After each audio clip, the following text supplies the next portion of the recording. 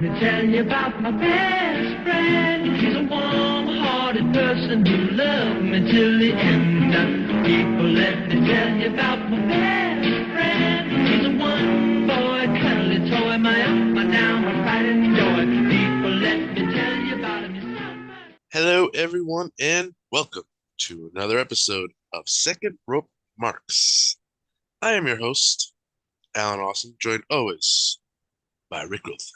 Rick, good evening. Good evening, good morning to And you, my friend. How has everything been?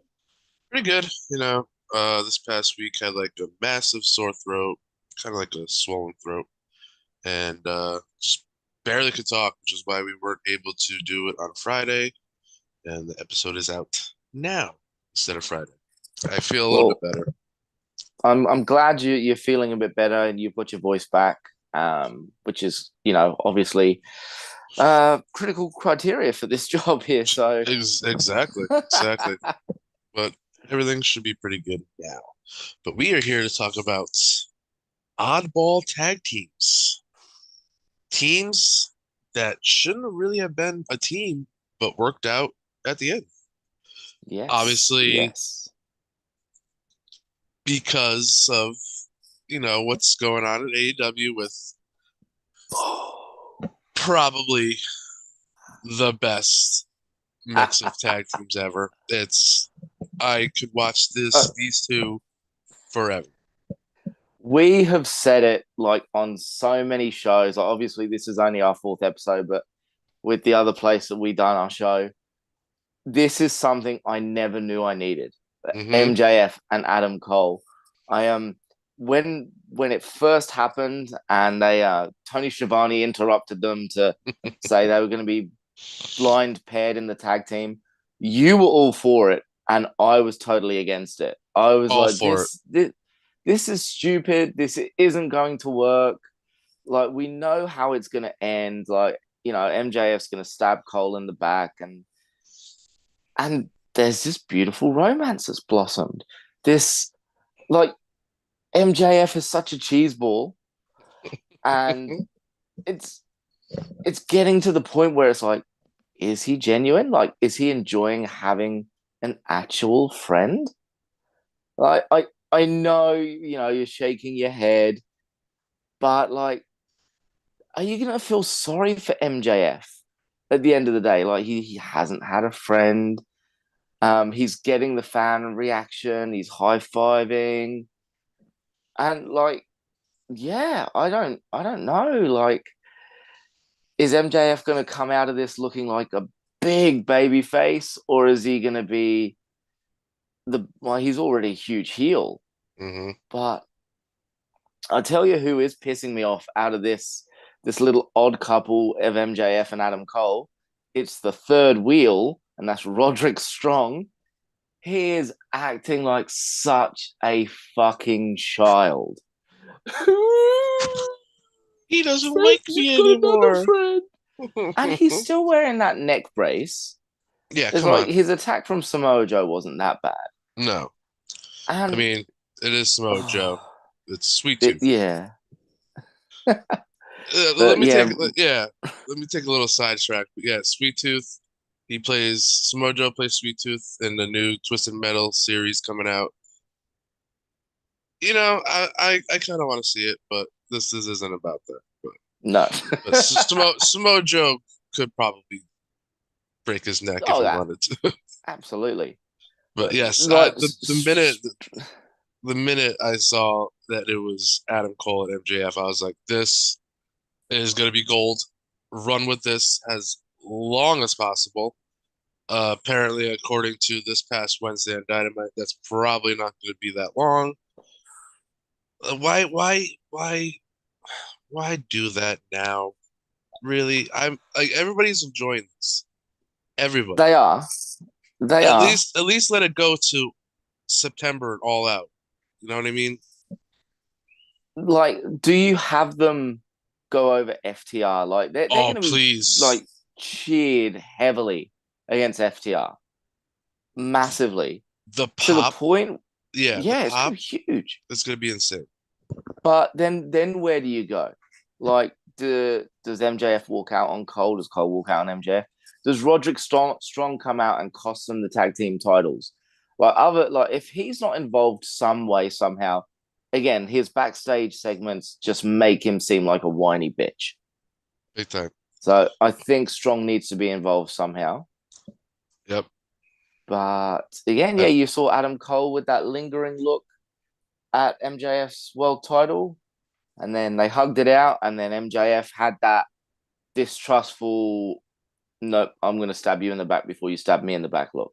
So I don't know how far they can run with it. Like, again, right. what is it, this week coming? They face FTR? This coming Saturday for Collision, yes. A Collision, yeah. So, yeah, a week from today-ish, week from yesterday. Yeah. Yeah, so this pretty much all started from the Blind Eliminator match. Then you had that one video package of them going out to, like, the gym, doing this guy is so fat, his mom is so fat jokes, like, hilarious. Then the next time they go to a bar, then they play video games, and that's when Adam Cole's like, you know what, you're really not that bad of a guy. And that's when that started taking off. Yeah.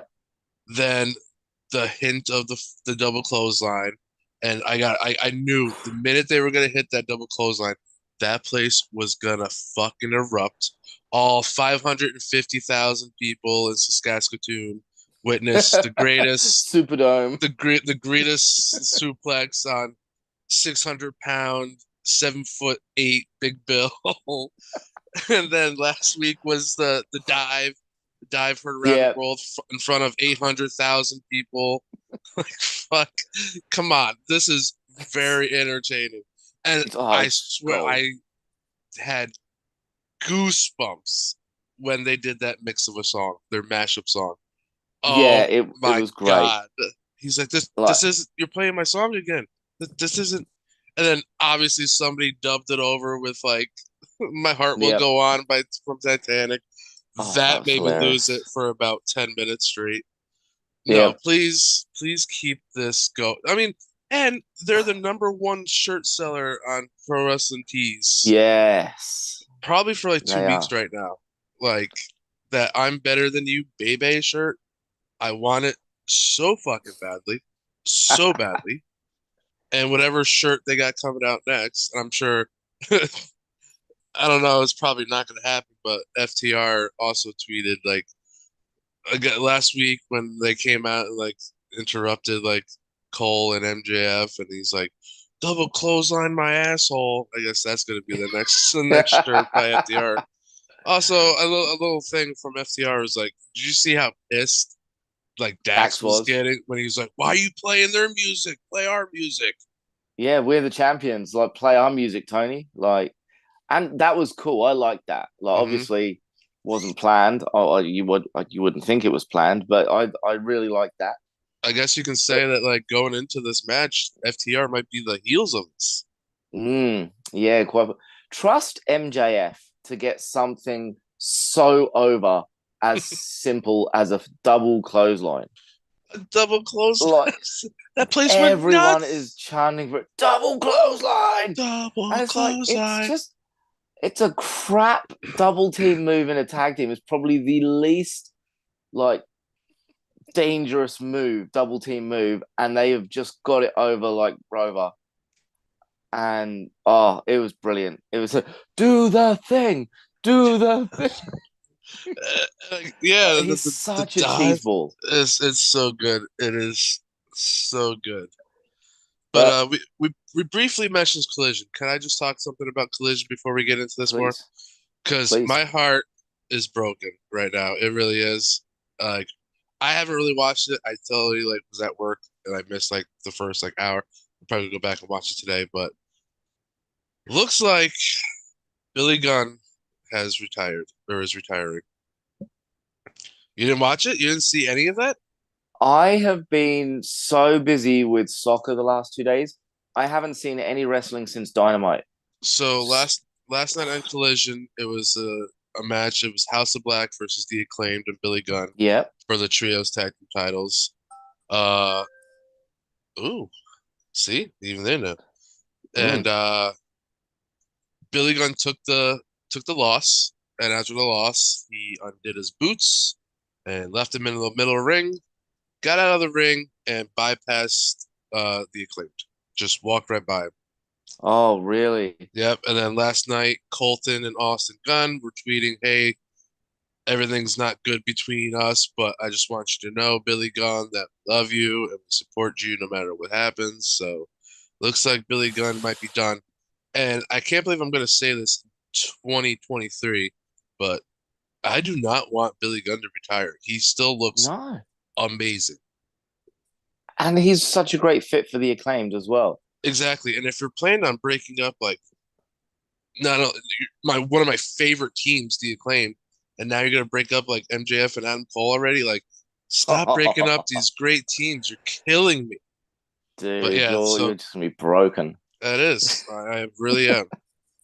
But that was I my am little rant about no, Collision. and that's you know what? That's a segment like why should I care? Because you care for Billy Gunn and I you do care for the care. Acclaimed. Why? Yeah. So Ugh. I've mentioned with MJF and Cole, especially MJF, how he's such a cheese ball and everything else, which was me segueing into one of my favorite odd couple tag teams, obviously outside of MJF and Adam Cole. hmm We're going back in our time machine and we're going back to 2000, year 2000. Do you remember Head Cheese? hmm Head cheese. Al Snow and Steve Blackman. Head cheese. That was like they weren't a successful tag team, but they were entertaining as hell. You had, the straight face, no personality Steve Blackman. You got the goofy, over the top Al Snow. You bring in the mascot of Chester McCheesington.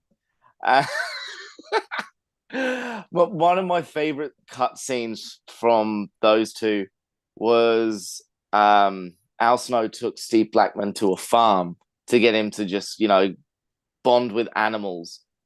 And he's milking a cow, and the cow squirts him in the face. And then all of a sudden, the next scene is Steve Blackman picks up his nunchucks and walks out of the scene, and then you just hear the cow. It's just like, oh my god! It's like, Good yeah, old Steve Blackman. Probably one of the greatest theme songs ever, too. I love it's so simple but so good. yeah, yeah.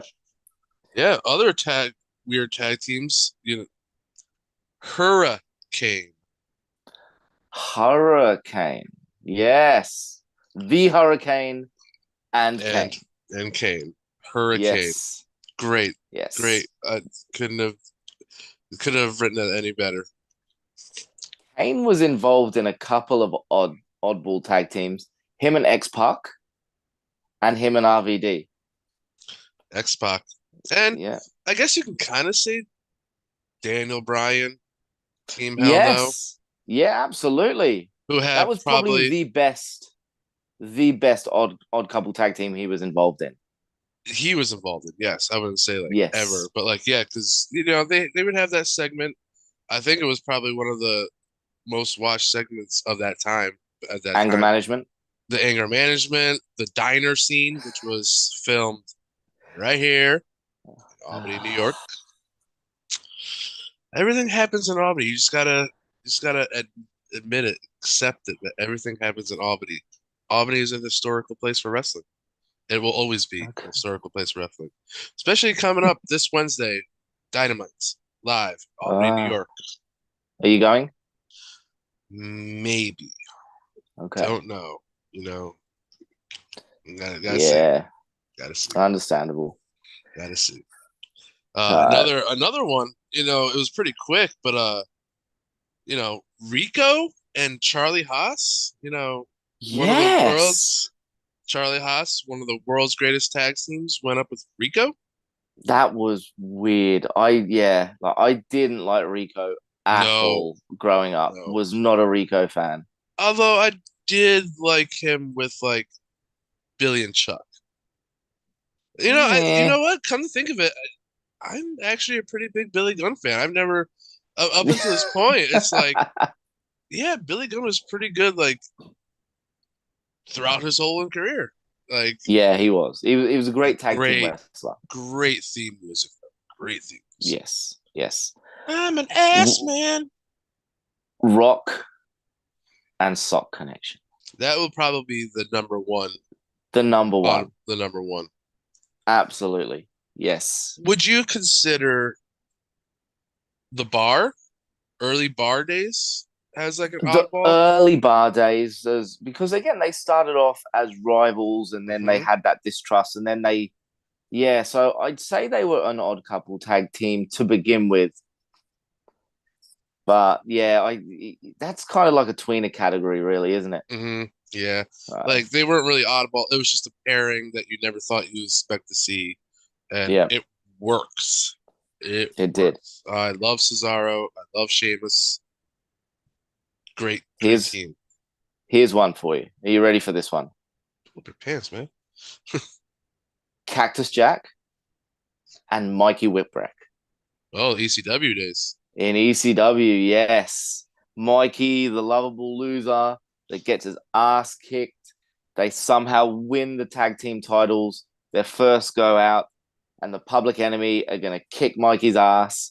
And he's scared shitless. And Cactus Jack's like, and he likes it. He really likes it. And it's just like, it's so weird. Like, I can't do the Cactus Jack shriek. I don't know. I should never do impressions. But I liked those two together. They were awesome.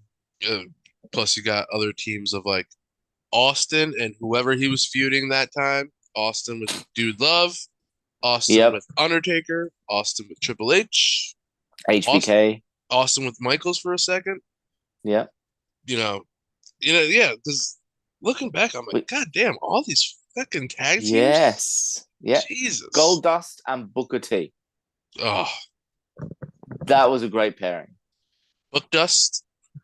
And yes, Dustin Rhodes, Dustin Reynolds, Goldust, whatever you'd like to call him, the natural. The natural. He can do a pretty kick-ass spinneroonie.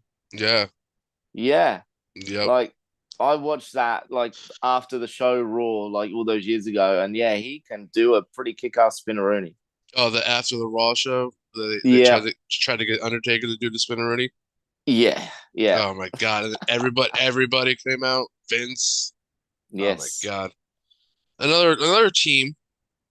They're gonna go not even WCW or not even WWE or ECW, but we're gonna go WCW. Yeah. For 1 week, it happened. And sounds like a Russo thing. And then shit happened, and somebody had to retire because of a super kick. But there was a team of Goldberg and Bret Hart. Yeah, okay. Yeah. That's quite the all bar pairing. And then Bret got his heart kicked in by Goldberg. He got his heart kicked in, got his head kicked in, and broke his heart. Everything. The downward spiral of Bret Hart happened thanks to the Goldberg. Then he complained for the next 25 years. Still complaining. His book is great, by the way. I love Bret's autobiography. I was never a Bret Hart fan, but his book is really, really entertaining and such a good read. I was actually rewatching SummerSlam 91's match between Bret Hart and Mr. Perfect. Yep. And let me just say, it is fucking perfect. It is. Somebody tweeted it actually out the other day too. I was like, wow, I forgot about this match. Let me go back and rewatch it. So I watched the whole thing, and like the tagline, it was like, if we had like extraterrestrials land on Earth, and they said, show me like something that like you would think would benefit like Earth from like being destructed, and be like, oh, I'd show them Mr. Perfect versus Bret Hart, SummerSlam 91. That match is fucking insane. It was great. It was great. Very good. Thank you for the segue though, because speaking of extraterrestrials, not necessarily a tag team, but a group. Best Friends with Orange Cassidy and Chris Statlander in the mix with Chuck Taylor and Trent. That was great. I loved that foursome. When they brought Wheeler Yuta in, I wasn't a big fan of that. But like Chuck Taylor's such an underrated wrestler. He's so good. Trent Beretta deserves a singles push, but he is great in a tag team.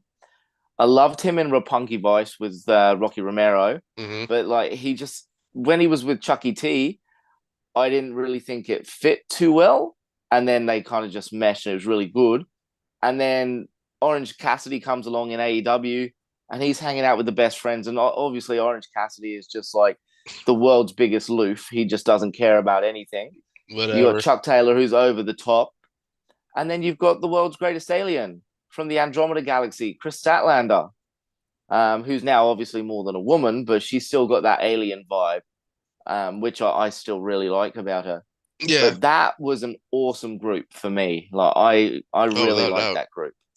I like Aussie Open, but I come on, give best friends a shot at something. Yes. Like give them, even if it's just for like a month or so.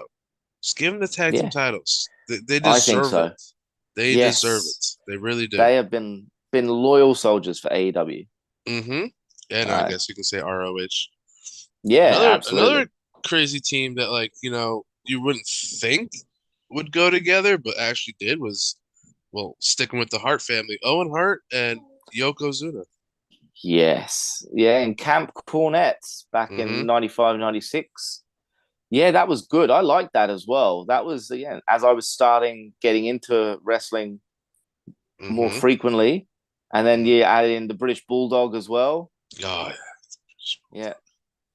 But Yoko and Owen, they were really good. Owen, sticking with the big man, you got Big Show and the Miz, Show Miz.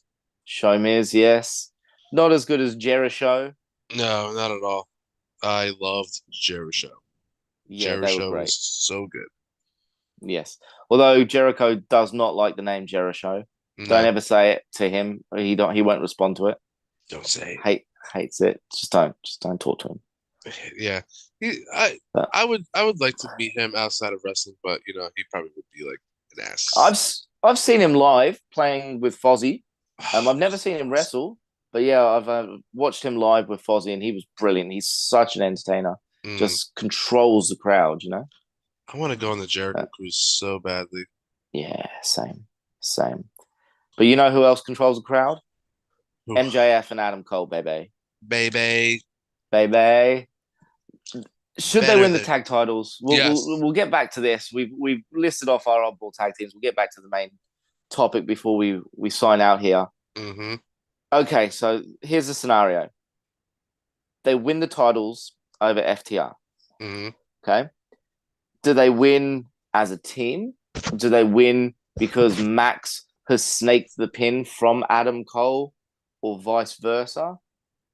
Is it clean? Is it dirty? And if they do have the titles, how long do they hold them for? I think they should absolutely win the tag team titles. I kind of see Cole maybe turning heel. Ooh. Like MJF's probably like, there's only one way we can win these tag team titles is like, you got to be a little bit sneaky, you got to be a little bit cheaty. And Adam Cole's probably like, you know what? Yeah, maybe you're right. Maybe we should just like kind of like work a way around. I don't know. I do think they should win the titles probably until, like maybe like a random Dynamite. I don't know. I'm sure Fyter Fest should be coming up soon. The little Dynamite that, the special Dynamites that they do. Like last week, this past Wednesday was what? Blood and Guts. Now they can do like, Fyter Fest that they usually do. Win it and then drop it probably like a couple weeks later. Okay, so like you've got All In coming up in mid-August. Yeah. Right? You obviously don't want your AEW World Champion to be part of a tag team for All Out. Exactly. For All In. You need him defending at Wembley Stadium. Does he defend against Adam Cole at Wembley Stadium? Nope. No. Okay. Who does he defend against? Punk. You reckon Punk? It was said last night that Punk said that he was the real world's champion. He said that last night on Collision, did he?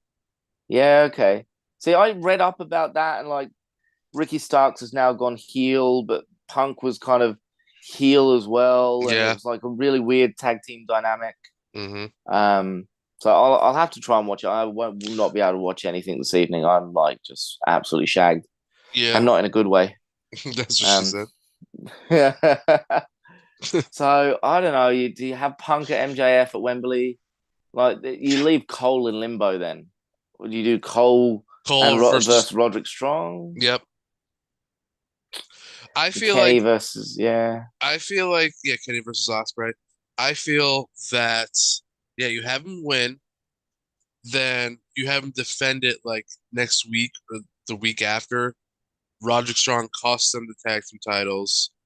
Then Cole and Roderick feud, and then like MJF like goes off and does his own thing for a little bit. But I think I don't know. You have to have a big marquee match for All In.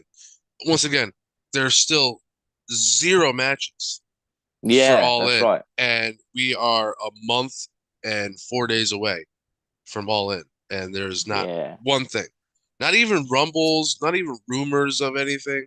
Nothing. No, nothing's really come out. Nothing. It's beginning to think that like Tony Khan doesn't really have anything, and he's just like, oh shit, like All In's coming up. Like, I think they got a plan. I think Tony, I think they do. He's more switched on than people give him credit for because it's so popular. It's so popular to shit on Tony Khan and AEW, especially if you're a WWE friggin' idiot. You know what I mean?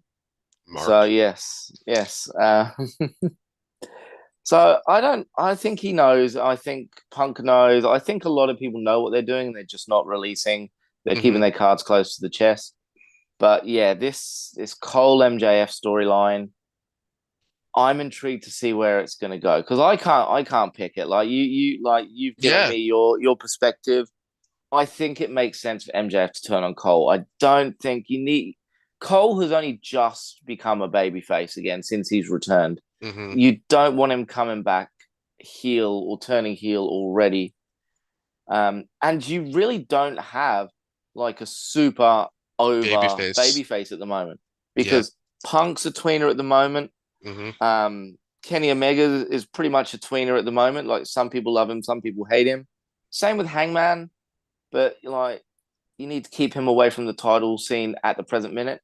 The only other person I can think of that is absolutely red hot at the moment, and they are still fumbling him at the moment, is Miro.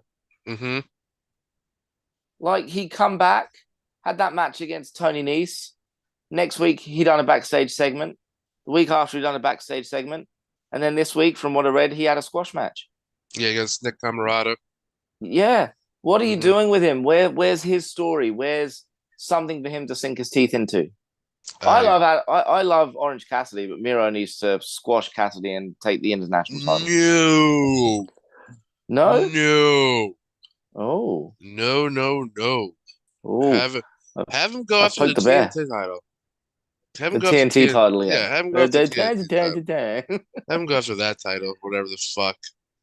Who is even the Luchasaurus? Luchasaurus is the champion at the moment. Yeah, technically it's Christian Cage, No, it's not. Technically it's Luchasaurus. Christian Cage is just delusional as fuck. Exactly. He's proclaiming himself as the uncrowned TNT championship. Did you see his tweet the other day? It was like, the reason why I wear turtlenecks to the ring and all that stuff is because I'm so shredded and I don't want to like embarrass everybody else in the locker room. It's like, shut your 40-something-year-old mouth, you asshole. Yeah. But no, please get that goddamn TNT title off Christian Cage and Luchasaurus. They don't do anything for me anymore. No, Luchasaurus have him go back with I'm sorry, Jungle Boy is dead now. Have him go back to Jack Perry. Like, please. Who do something there. Yeah. Who is now the new FTW champion. Well, he did say he'd get a singles title. Oh, what's happening there? I thought it was something. Yeah, I just thought I saw something, but yeah, I think Yeah, we're all good. that's all right. I think that's their cue to start wrapping it up. Yeah, I think so. It's leaves a lot of questions, Mm-hmm. leaves a lot of possibilities. MJF, Adam Cole. I'm intrigued to see where it's going to go. You've got your predictions. I just don't have the brain capacity to give a prediction right now. Yeah, it's a But vague prediction from mine, but yeah, yeah, we shall see what happens. I would like it to yes, go a while, but it's probably not going to happen. I think so. It's the most organically over thing that AEW have got at the moment. Mm-hmm. And capture that lightning in a bottle while you still can. Exactly right. Alrighty. Well, as always, you can follow us on Twitter. Our handles have been down here the whole time at Biggie Falls 86, at Rick Olthen 22, and at Second Rope Marks on Twitter. Next week, I don't know. What are you thinking? Video games or SummerSlam's coming up?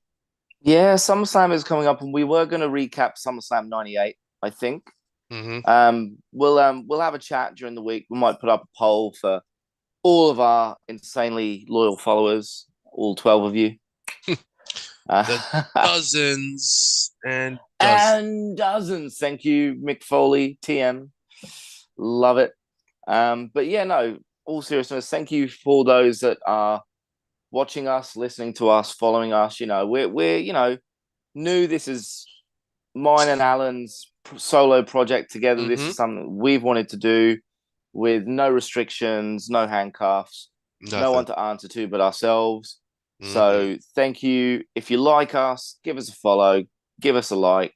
On Spotify, drop a comment. on Spotify, give us a 5-star rating. Yeah. Anything Absolutely. helps. Oh, excuse me. Anything helps. Constructive criticism. Yeah. Not so constructive criticism. We can take it. That's not a problem. Let us know what you like and if you're enjoying us. Exactly. Let us know what you like, what you want to see, what you want to hear, whatever your preference. Just drop us a line, We answer. We don't. We're not all up in our heads about not answering fans and shit, but exactly right. We are good. We're wrestling fans. Exactly. We're wrestling fans. We're wrestling marks. And just before we sign off, up yours, Dave Meltzer, saying that wrestling fans can't use the word marks because marks is a wrestler insider term. It's like, no, not anymore. There's barely any insider terms anymore. Marks are the paying customer. You're the mark. We are the paying customer. We are the fan of professional wrestling, of sports entertainment sometimes, but mainly professional wrestling. We're loyal to a fault. We are marks. Let us be marks. Stop antagonizing the marks, Meltzer. Yeah. Screw yourself, Uncle Dave. Dave Meltzer. Go shove your 6-star ratings up your ass, Dave. Just kidding. Because I gave Will Ospreay and Kenny Omega at Wrestle Kingdom this year 7.25 stars. 7. I beat you, Dave. Beat you, Dave. Here. Hey. Right here. All right, I think we need to wrap that up now before we get sued. This has been fun. Defamation. Rick, I will see you next week. And we'll see all of you will next week. Absolutely. Have a good one, guys. Enjoy what's left of your weekend. And especially you, Alan. Enjoy your Sunday. Oh, yeah. I am going to go and enjoy my bed. There you go. Well, we'll see you guys later. Bye, everybody. People, let me tell you about my best friend. She's a warm-hearted person who loved me till the end. People, let me tell you about my best